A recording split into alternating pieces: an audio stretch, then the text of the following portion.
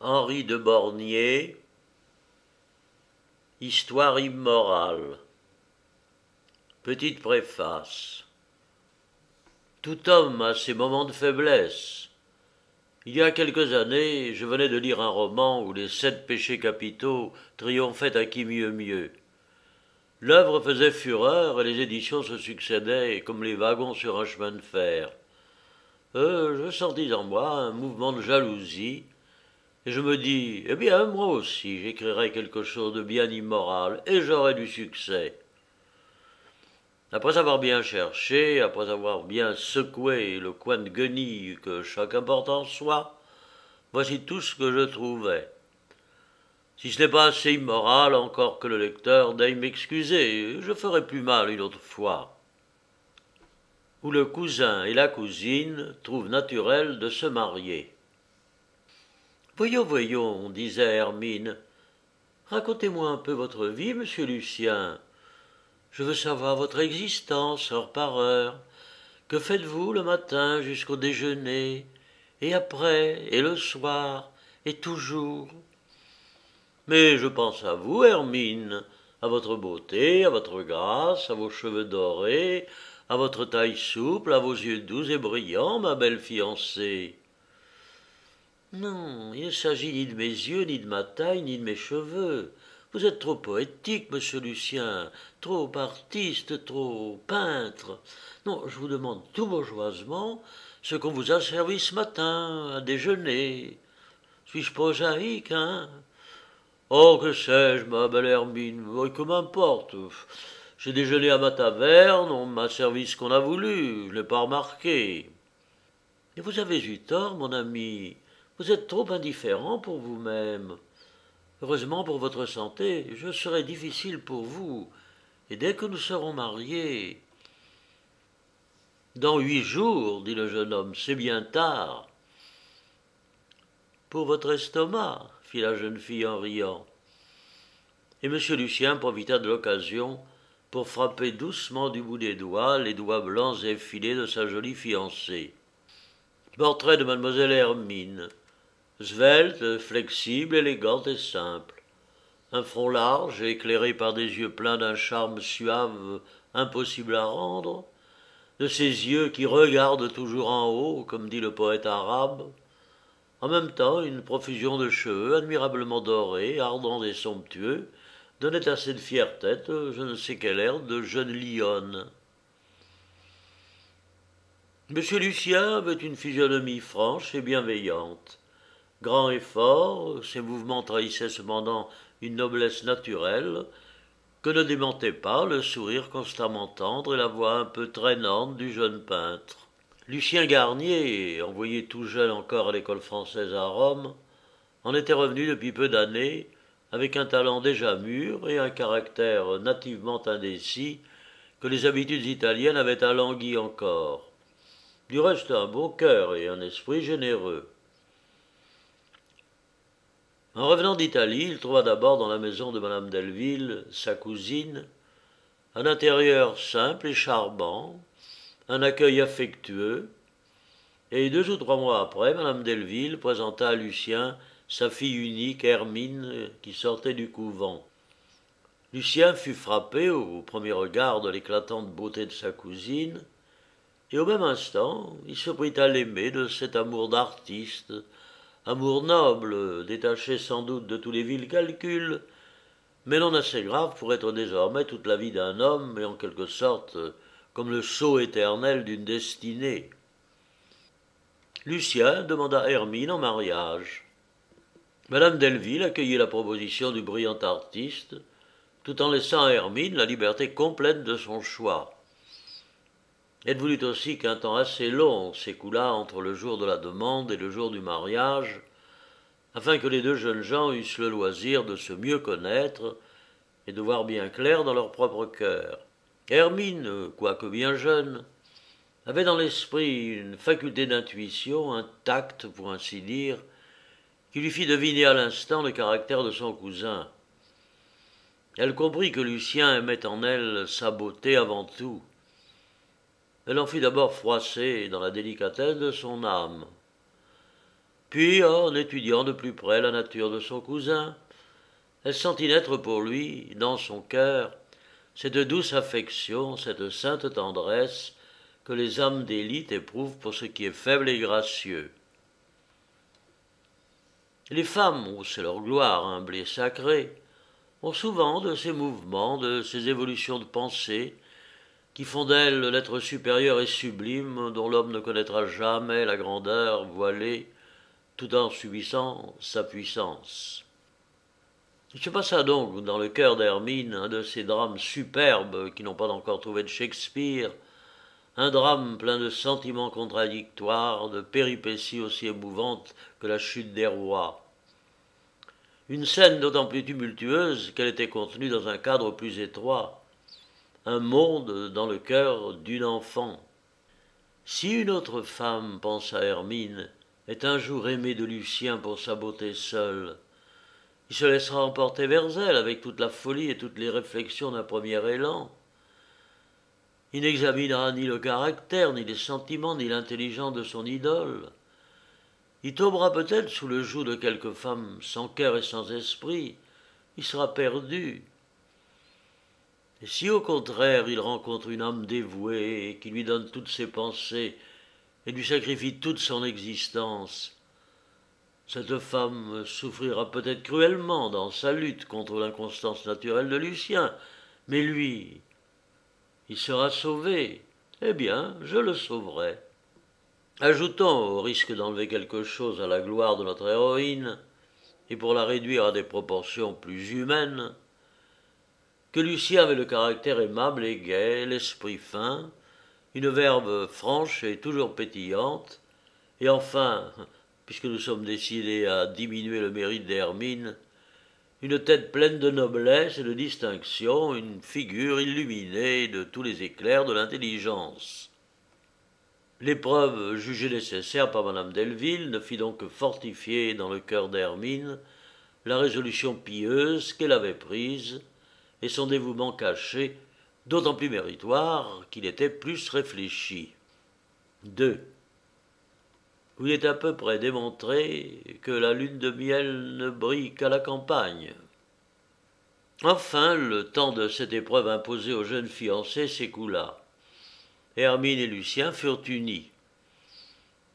Mais, en vrais poètes qu'ils étaient, l'un par la pensée et l'autre par le cœur, ils voulurent se marier loin de Paris, loin des regards curieux ou moqueurs. Madame Delville avait un vieil oncle, curé d'une petite paroisse en Bourgogne. Un village jeté comme au hasard entre une forêt, une montagne et un ruisseau.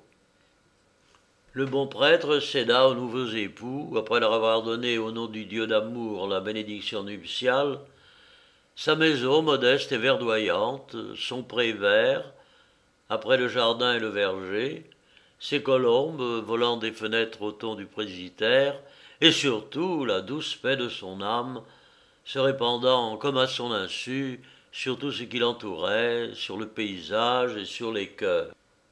Pendant le mois qu'ils passèrent au village, ils n'eurent d'autre souci que celui de leur tendresse, mêlant aux voix de la nature, aux chants des oiseaux, au murmure du vent, dans les saules, au tressaillement des sillons sous les feux de l'aurore, la chaste harmonie de leurs pensées, la divine musique de leurs âmes recueillies dans l'attendrissement des premières joies.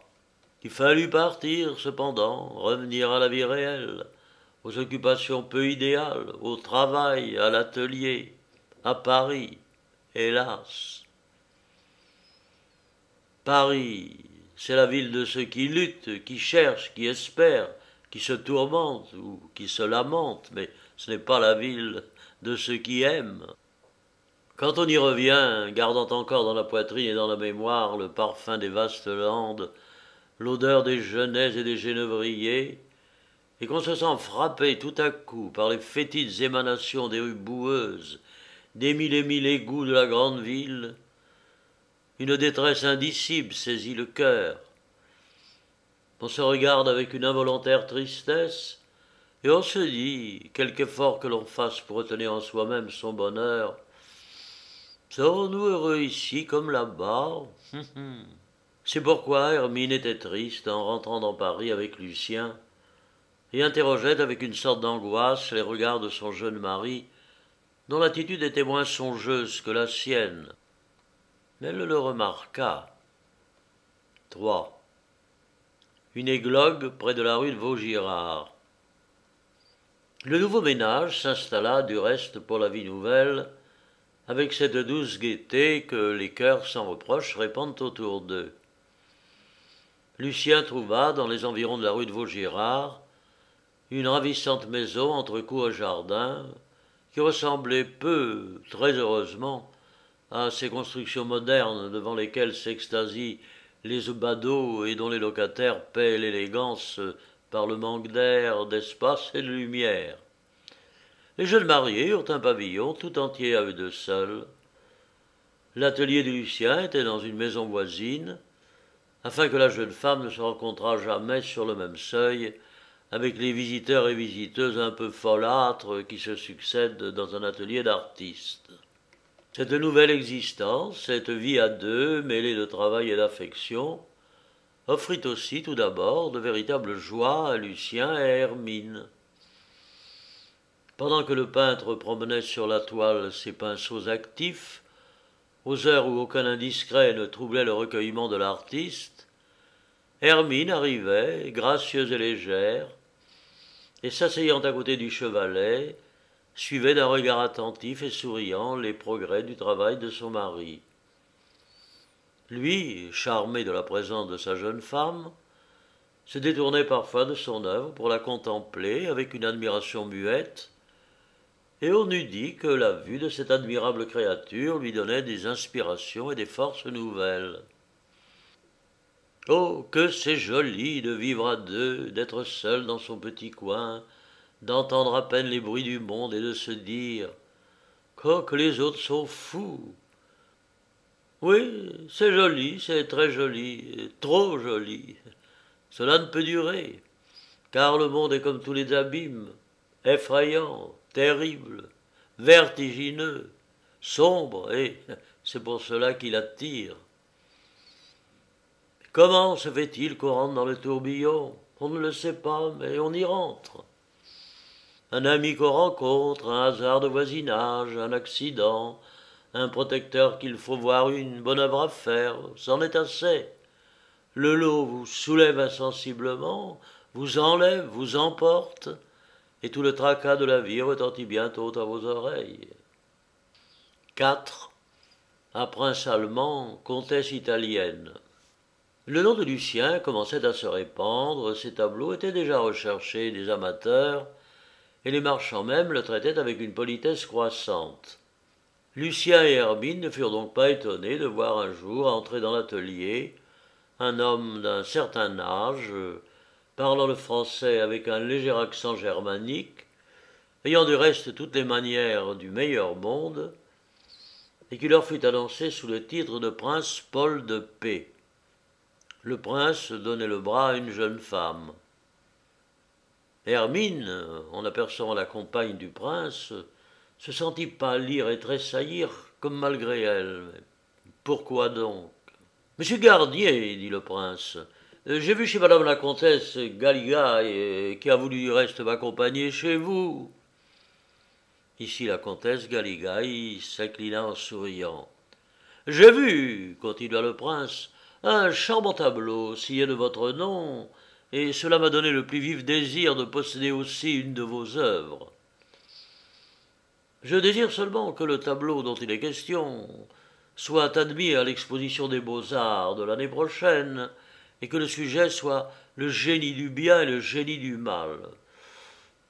C'est une idée un peu allemande, peut-être, mais je ne suis pas allemand pour rien. Quant au prix du tableau, n'en parlons pas. Nous ne sommes pas des marchands. Je ne veux pas même le connaître, et mon intendant prendra vos ordres à cet égard. Lucien s'inclina en assurant le prince de sa reconnaissance. C'est entendu, alors, dit le prince. Dans un an, j'aurai mon tableau. Et il tendit la main au jeune artiste, avec cette aisance pleine de courtoisie dont les grands d'autrefois avaient le secret à peu près perdu, et qui s'est si bien caché au fond de nos coffres-forts, que s'il en sort jamais, ce sera un grand hasard. Le prince allait quitter l'atelier lorsque la comtesse Galigaï, abandonnant le bras de son introducteur, s'avança résolument vers Lucien. Elle était grande, brune, pâle, souriante et hautaine à la fois. Son front proéminent portait comme une couronne un enlacement de cheveux noirs, épais, un peu inculte même.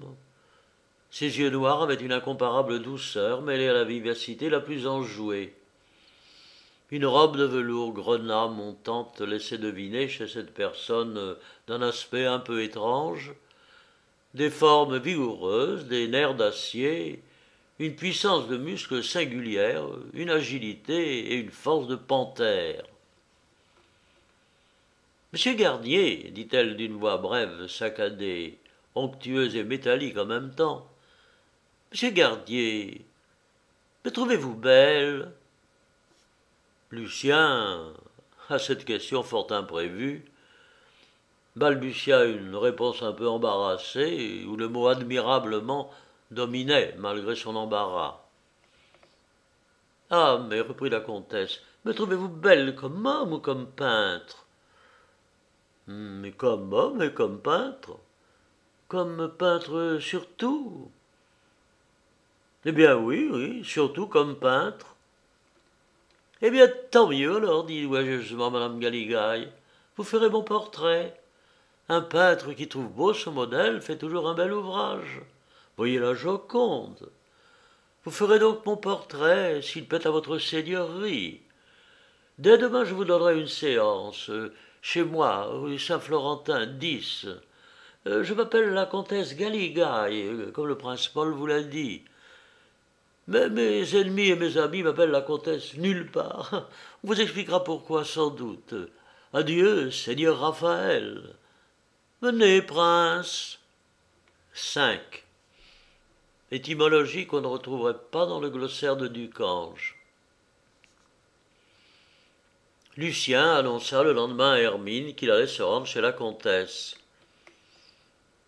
Bien, mon ami, répondit la jeune femme. Il faut vite commencer et finir ce portrait. Elle n'ajouta pas un mot, pas une observation, pas une recommandation. Seulement elle sourit à Lucien de son meilleur sourire. On lui dit qu'elle cherchait à l'envelopper d'un regard tendre et chaste, comme d'une égide invisible.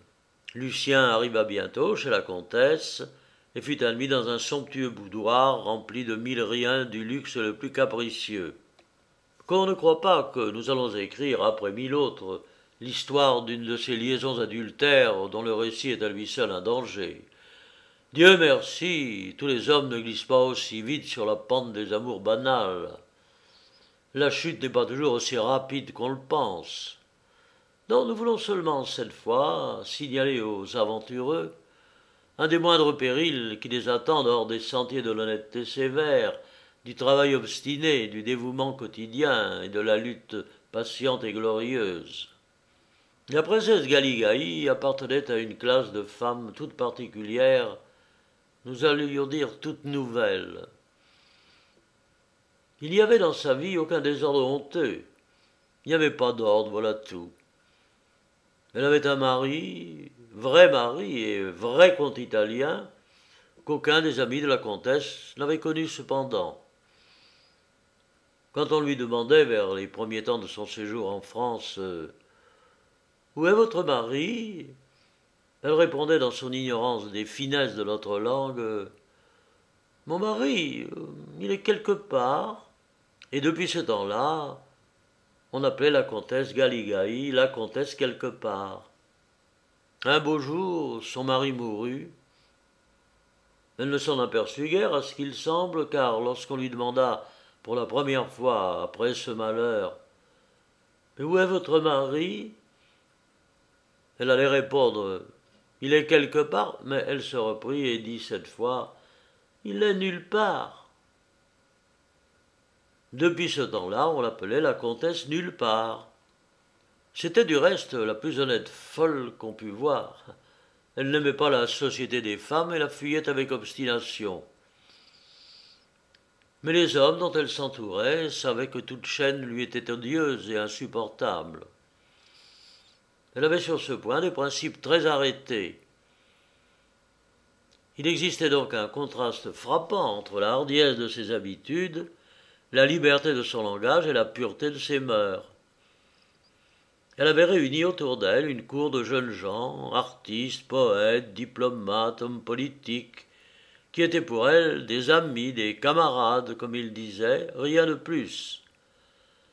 Seulement, elle mettait à retenir dans sa maison toute cette pléiade une grâce, une adresse, une coquetterie même, que les gens non initiés eussent qualifiée plus sévèrement peut-être. 6. Comme quoi la paresse est naturelle au peintre. C'est dans ce monde-là que Lucien avait mis le pied. Avec la mobilité de son esprit, avec ce besoin d'impressions nouvelles qui allait en lui, Lucien se jeta bientôt dans le tourbillon de la vie bruyante où la belle comtesse l'introduisit. Courses, promenades, petits voyages, soupers, raouts, spectacles, concerts, rien n'y manqua. Ce fut une existence forcenée, violente, un vertige, une féerie de plaisir, l'oubli du travail et du devoir, l'incohérence et le décousu en toutes choses, le désordre moral enfin. Lucien, pendant plusieurs mois, ne parut pas à son atelier. Il rentrait le soir chez lui, pâle, brisé, et expliquait son absence à Hermine par des raisons souvent mensongères. Hermine écoutait son mari gravement, sans se plaindre, avec un sourire maternel quelquefois, de douleur, mais d'indulgence toujours. Un soir, ce sourire eut quelque chose de joyeux. Mais Lucien ne le remarqua point. 7. La comtesse a un éclair de bon sens. Ce genre de vie dura 5 ou 6 mois.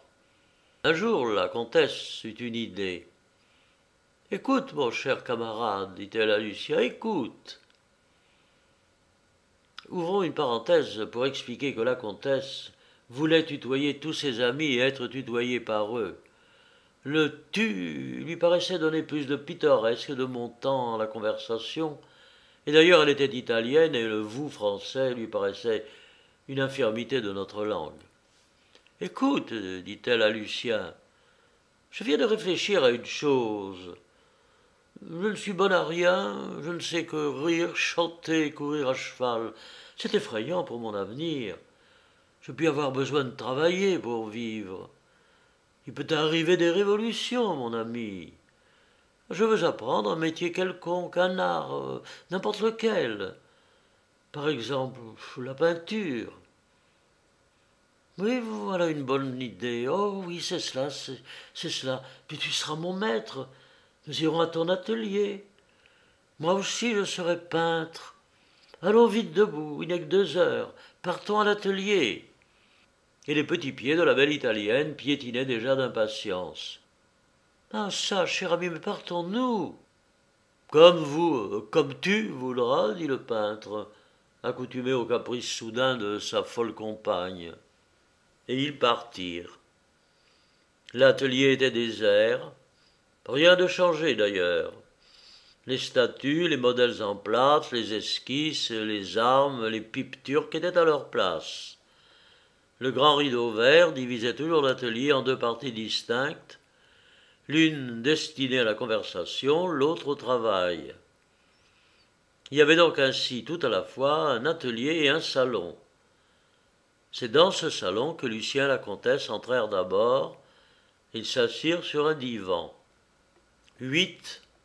Un regret tardif. « Ah, cher ami, voici donc le lieu solennel où je t'ai vu pour la première fois, dit la comtesse en déclamant un peu. Qui me dit alors? Folle, va.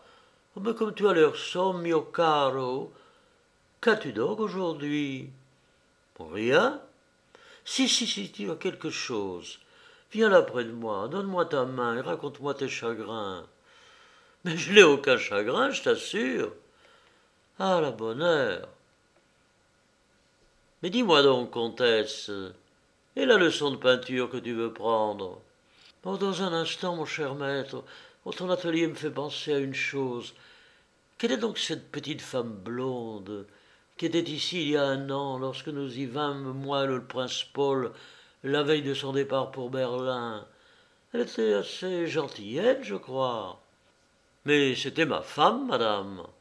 Ah, tiens, c'est vrai, tu es marié. Oh, au fait, povero. Oh, comme ça doit tuer le génie à ménage, n'est-ce pas? Lucien ne répondit point et fronça légèrement les sourcils. Ah, que te disais-je? Oui, voilà déjà que ton front se rembrunit. Mais quelle femme est-ce, ta femme, cher ami? Une Cendrillon, une fée bourgeoise, je suppose, une âme sans idéal, un esprit sans initiative. Lucien eut la lâcheté de ne pas protester contre l'inconvenance de ces paroles. D'ailleurs, son attention fut détournée par un autre objet. Il aperçut sur un petit chevalet l'esquisse tracée par lui du tableau que lui avait commandé le prince Paul. Il l'avait oublié dans sa folle vie, et l'esquisse et la commande. Oh mon Dieu, j'avais oublié ce tableau, et c'est demain au plus tard qu'il faudra le présenter au jury. Bah, dit la comtesse, ce sera pour une autre année. Mais ma promesse au prince, tu la renouvelleras. Mais enfin, le prix de ce tableau. Oh, dit l'italienne, te voilà digne de ta femme. Bon, on voit bien, comtesse, que tu as 300 000 francs de rente, mais moi, je ne les ai pas, et ce tableau n'est pas fait. Mais il est fait, mon ami, dit la voix d'Hermine. Le main de la jeune femme tenait écarté le rideau vert qui séparait le salon de l'atelier. De l'autre main, elle indiquait à Lucien un tableau placé sur ce chevalet. « Mais c'est tout à fait cela !» cria Lucien. « Le génie du bien et le génie du mal. D'après mon esquisse, il y a du talent dans ce tableau, et avec quelques corrections, mais qui donc a fait ce tableau? » « Mais c'est moi, mon ami. Mais tu sais donc peindre, Hermine? » « J'ai appris, oui, plusieurs années au couvent, et puis je t'ai regardé si souvent travailler autrefois. Ah, j'ai eu bien de la peine, va. J'ai pleuré bien souvent de dépit quand je ne réussissais pas, et j'ai brisé plus d'un de tes pinceaux. Pardonne-le-moi. Hermine, mais tu es un ange. On entendit la voix de la comtesse qui disait « Admirable, mais ce tableau, mais je m'y reconnais. » Le génie du bien et le génie du mal, représentés allégoriquement par deux femmes, paraissant devant leur juge. Genre Moyen-Âge. Le génie du mal, c'est moi. Le génie du bien, c'est madame. C'est pas modeste. Hermine, pardon. Pardon, disait Lucien, en couvrant de baisers et de larmes les mains de sa femme. Oh, dit la voix stridente de l'italienne, églogue, bucolique. Elle se dirigea vers la porte, mais elle s'arrêta. Madame Garnier, dit-elle, si je tutoyais votre mari, c'est que mon habitude est de tutoyer tous mes amis. Je le sais, madame la comtesse, seulement je trouve que c'est de mauvais ton. L'italienne releva fièrement la tête, mais elle réfléchit un instant, puis, s'avançant vers Hermine, « C'est égal, dit-elle, vous êtes une belle et vaillante femme. Adieu, monsieur Lucien. » Et elle sortit. « Hermine, Hermine, tu peux me pardonner, car je t'aimerai toujours, » murmurait Lucien heureux et confus. « Comme autrefois, fit-elle. Oh, mieux encore, car autrefois je n'aimais que ta beauté, maintenant j'aime ton âme. »